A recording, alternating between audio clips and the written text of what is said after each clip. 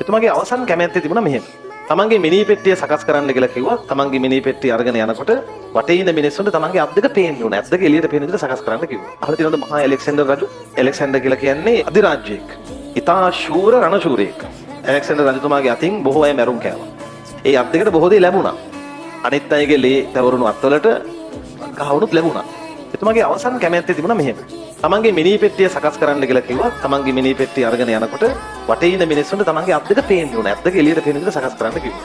දෙවෙනියට එයා කිව්වා තමන්ට වෙදකම් කරපු දක්ෂ වෛද්‍යවරු 4 දෙනෙක් තමන්ගේ මිනිය ඔසවගෙන ආ යුතුයි.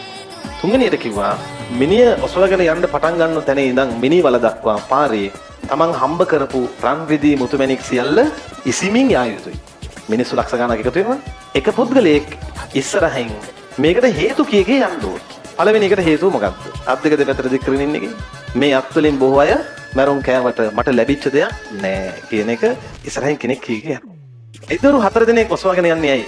දැන් ඉන්න දක්ෂම වෛද්‍යවරු 4 දෙනෙක් වට වුණත් නැවත තමන්ට ජීවිතය ගන්න විදිහක් නෑ කියලා ඉස්සරහින් කියාගෙන යනවා. රිදී මුතුමැණික් ටික හිමින් යන්නේ මේසා විශාල වූ ධනස්කන්ධයක් රැස් කළා. මරණ පස්සේ මුතේ ගෙන යන්න ලැබෙන්නේ නෑ කියන පණිවිඩය දෙන්න. ඒතකොට ඇලෙක්සැන්ඩර් රජතුමා මැරුණේ දුප්පතෙක් විදිහටද? නෑ. අධිරාජ්‍යයක් විදිහට ඉඳලා බොහෝ සැප සම්පත් ඉඳලා බුද්ධිය තියෙන මිනිහෙක් විදිහට මැරිලා කියලා.